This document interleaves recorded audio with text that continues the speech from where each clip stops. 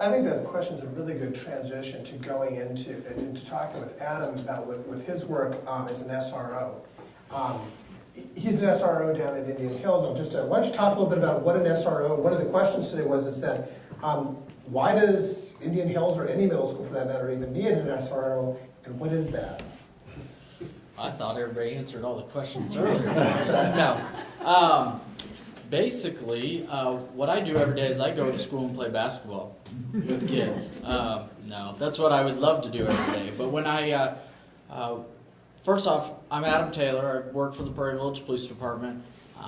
My current assignment is a detective in the Indian Hills Middle School. It's a 4-year assignment. I've been there 2 years. I have 2 more years left.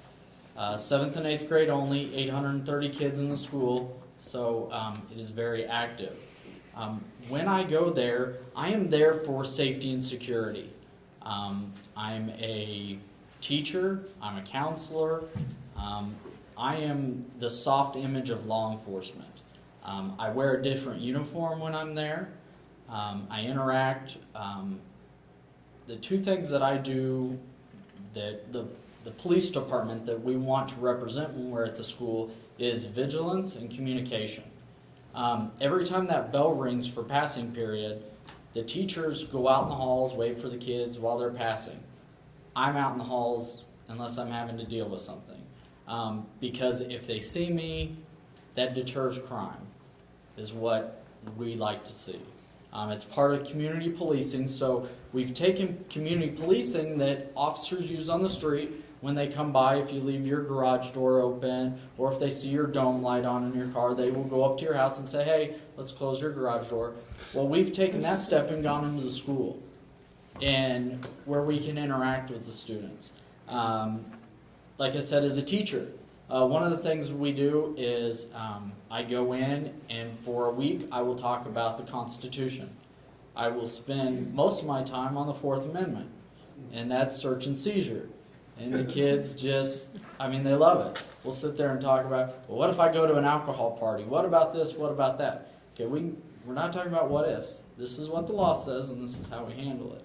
And during that time, we talk about activities outside of school. The laws, the decisions you make, and the consequences that will happen. We talk about consequences while we're there at school. I get a lot of free time where teachers are... I'm a resource to them. That every student has a study hall, so that I can come in and talk to students during study hall. I do handle any criminal activities that do happen in the school. I can honestly tell you that I don't even have a handful of reports that I've done this year for criminal activity. But that's unusual for the county, I'd say. Right, and I'm just speaking for Indian Hills.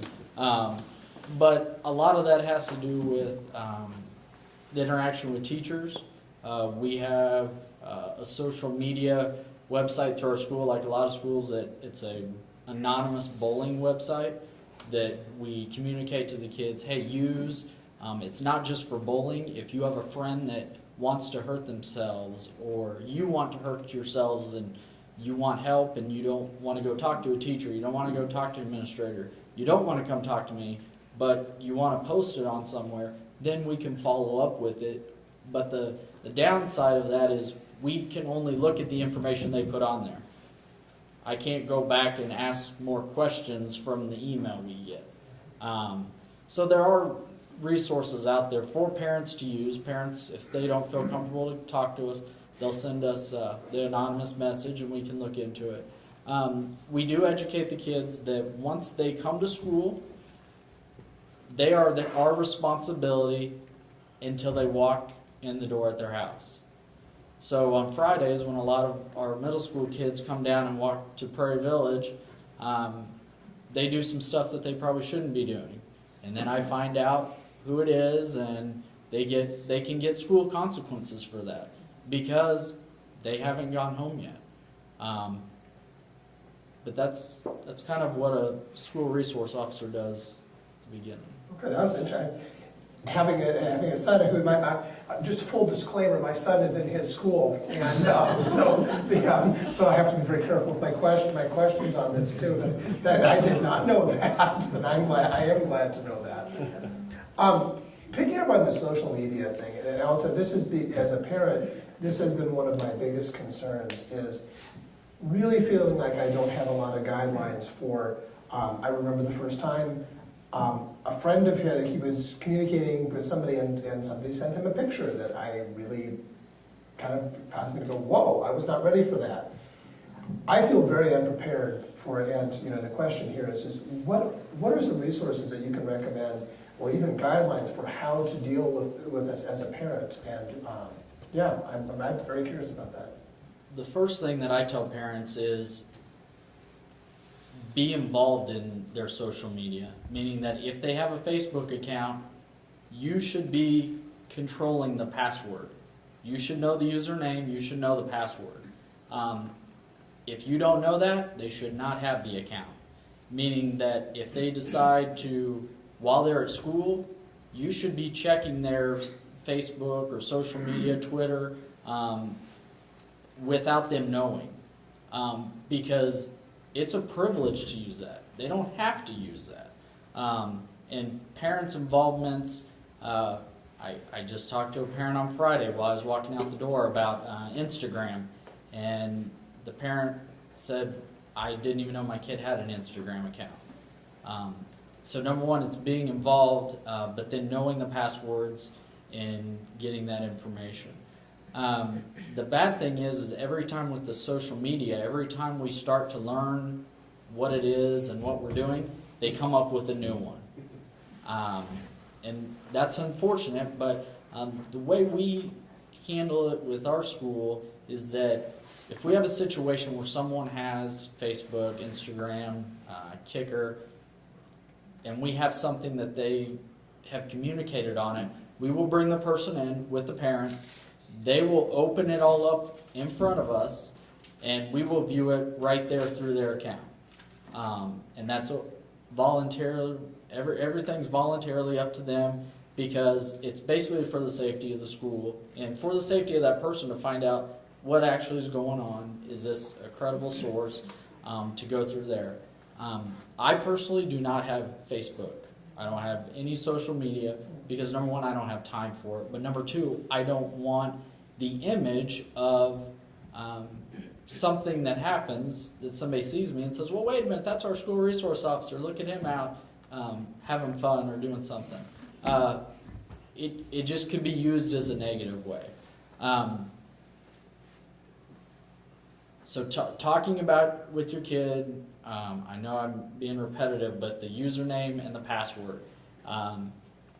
And talking with your kids, because if they have one that you're aware of, I guarantee they have two more that they've made up on their own. And a lot of times, being aware on their phones that they can pull it up, and just making, if they're sitting there, just talking to them, seeing what's going on, checking their phones.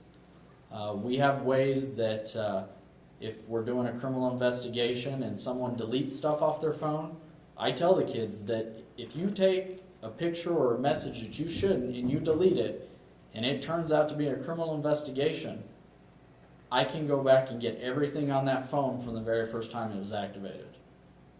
And they're like, oh, are you serious? I'm like, yes. It happens all the time.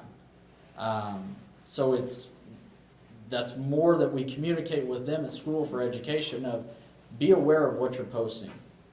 I always use the example, is this something that you would want your grandparents to see when you post stuff? Well, no. Well, then don't post it. Because it is very scary.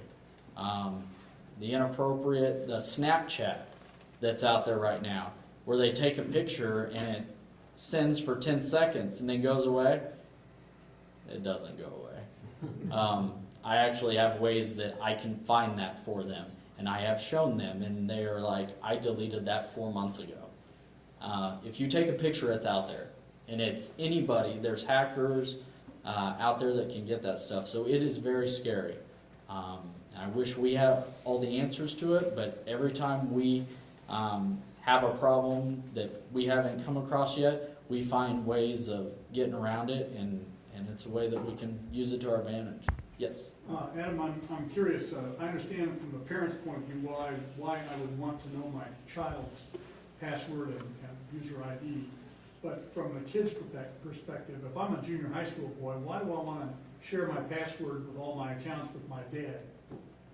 What's in it for me? Get a phone. Yeah, there's, I can answer that, if you want the device. technically, Facebook, you are not allowed to have a Facebook account until you're 13 years old. Okay. Technically, that's what their guidelines they say. But that's totally up to the parent. I mean, because when I was growing up, I didn't have that stuff. I would rather be outside doing outdoor stuff than dealing with technology. But here it is, and that's where we're dealing with it. But to answer that, I don't have a good answer for that. Okay. I think that. If I'm on a phone, sure, but. Well, right, and I think the whole thing is that that's a privilege for them. And I think Don said earlier, kids want their parents to keep them safe. They're not going to tell you that, but they want limits, they want structure, because without it, it's kind of a scary world. And that's not what you're going to hear from the kids. But I think the whole thing is that that's your role, that's your responsibility as a parent to watch out for them, and that's how you do it. So I just think that's it's a right. It's not a right. It's a privilege. And as a parent, that's your responsibility to make sure your child's safe, and that's how you can keep them safe. Well, I want my dad to trust me too, so. Well, and Right. I need to be trustworthy in order for that Yes. to happen. And it comes with that by, we also talk to parents about communicating of not giving your home address, not giving your password information, not giving personal information. That's just like when people post, I'm at Colonial Church this evening giving a presentation till 8:30. Well, if people knew where you lived, they could go and clean your house out. Stuff like that, because the bad thing is that there are these predators out there, and they're looking at younger kids and looking at different things, and the technology out there and the social media. There's just so much that they hear about it from other friends and doing different things, but it's more that if we try to educate them to explain it, then hopefully they don't have that, well, what's this going to do type of thing, to try to stop it at the beginning if we can. I think it's important to make sure that people know that this happens in the elementary school as well. Yes. Oh, it Because does. I had a Yes. fifth grade girl post provocative photo, fifth grade, Yes. provocative photos, phone number and address. Yes. We pulled the police, and this was in Illinois. We had our officer come in and talk to them. Oh, it's all grades. And we'll probably talk into other situations here pretty soon, especially about the tragic events that do happen at schools. But we teach kids at young age about stranger danger. But then from that, we have to keep training them and doing things to make them safe. And the thing is we take that one step further and talk about social media. We talk to them about tornado drills, fire drills, shootings. And that's just more things that we keep trying to drive into them about safety. On that vein, one of the questions we have here was really talking about pornography particularly, and what effects do you see among children that are kind of rooted there or just being exposed to a lot of material at very young ages? And what are, and I want to make sure I get this question right too, and how can we provide a healthier and safer environment for kids in a world where they're being completely saturated with pictures, chats that are coming at them constantly? What are things that you could recommend on that? Isolating their phones. They don't have to have the internet on the phones. Different things that you can put on the phone and actual devices that you can lock down certain aspects on your computers at home. because I can guarantee they can't look at that stuff while they're at school. I know in Shawnee Mission School District next year they're all going to get iPads in school, and they won't be able to be searching different sites of that nature.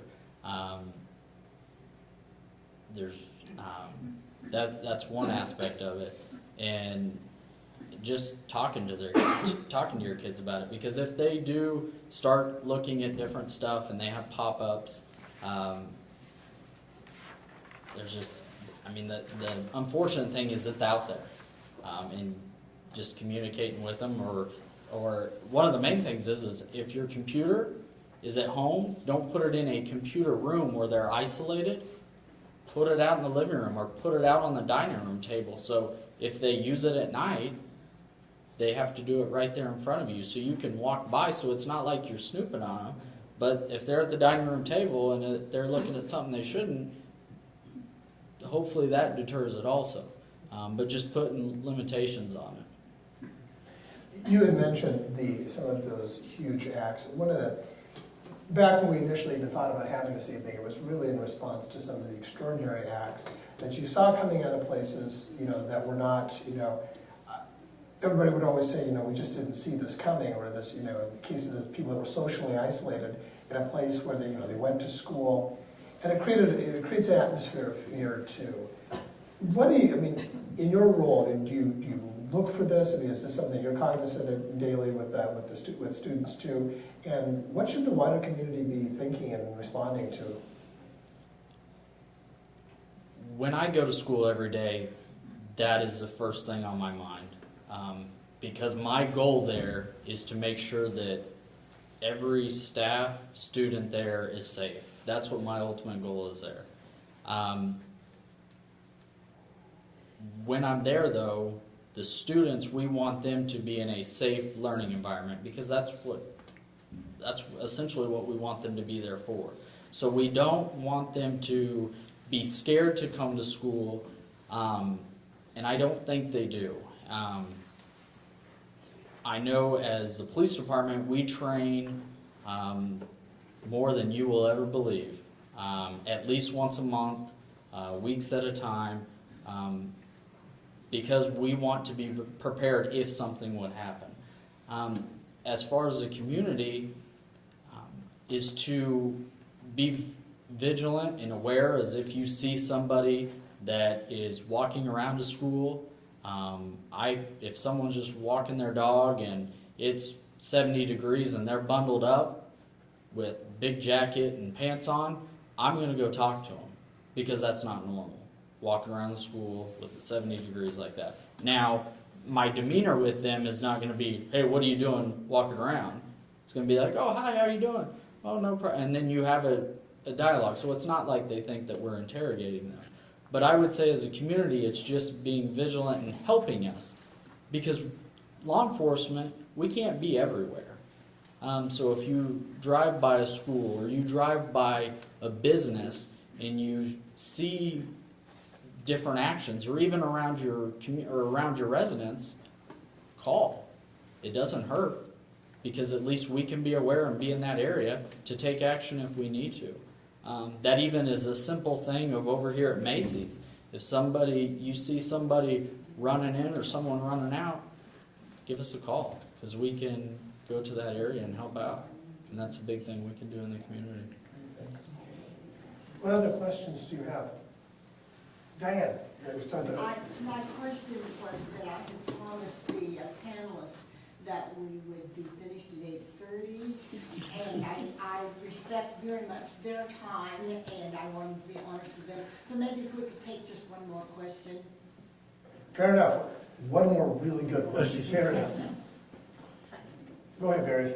Thank you. Could you say something about the zero tolerance policies or the zero tolerance mindset? I understand their importance in many instances, but occasionally they seem to have the reverse or a complicating effect. So how you help particularly the students themselves understand the rationale of the zero tolerance areas, whether it be harassment, whether it be objects that are not permitted on school grounds, things like that.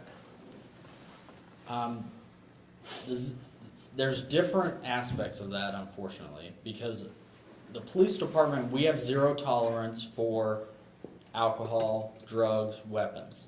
And the school district has the same policy. But then, and that's stuff that we can handle criminally and we can process up to the Johnson County District Attorney's Office. If it is bullying, stuff going on at school that they have zero tolerance for, the school has discretion on how they discipline. The nice thing about my part of the job is I don't get to do any discipline whatsoever. I will give my opinion on what should probably happen because I'm there and I'm part of the community in there. But they have guidelines that they will follow if it's a after-school detention, if it's a in-school suspension, or if it's an out-of-school suspension. So even if it's little stuff that I might kind of think, whoa, they're getting a detention for that, they still have zero tolerance because they want to stop it. Does that answer the question for you? How often do you encounter the zero tolerance type incidents that you would get personally involved in? Or not just in your school, if you could expand and talk about the school district or the county? I can't comment on the other schools. I can only comment on mine. Mm-hmm. The zero tolerance, probably just a handful of times that we had zero tolerance. And that again comes from the student making the poor decision, but we have no, that's what we have to follow. Thank you. It's Kansas statute, Safe Schools Act that they passed, many years ago now. If there is an act which violates a criminal statute, they have to send a report. They have to prepare a report. They don't necessarily have to send it to us. That was just put in place. I think zero tolerance is a bit of a misnomer because I think they are, yes, there's going to be an accountability for a violation of a school rule or a criminal statute, but it doesn't mean every time he has something that he could technically send to us for a criminal offense that he's going to send it to us because it's zero tolerance, and we are going to prosecute it because it's zero tolerance. In fact, on low-level offenses, that almost never happens unless it's somebody who's having repeated problems. And when I think zero tolerance, I'm more or less looking at the drugs, the alcohol, the weapons, the safety factors where those will always be documented. And on my end, that if it comes to that, they will, like say for instance, someone brings drugs to school or prescription pills and sells them to another kid, that's that's drugs. However, what if it happens 4 days before, they talk about the transactions, I never saw the drugs, it's just the words of the kids, I can't write that up to send it out, but the school can enforce that because it happened on their property. So there's there's different situations that we'll have to look at, but no, we do have zero tolerance for all the significant crimes. Well, on behalf of this community, I want to thank you for being here tonight. I have to say, I've walking away with, I've learned a lot tonight, and I just want to thank you for being here, and thank you all for being here tonight too. I think the questions were extremely good tonight. The people that submitted questions for that tonight, I hope you're walking away feel like you learned something tonight too. So I just give you kind of a round of applause for thanks for being here.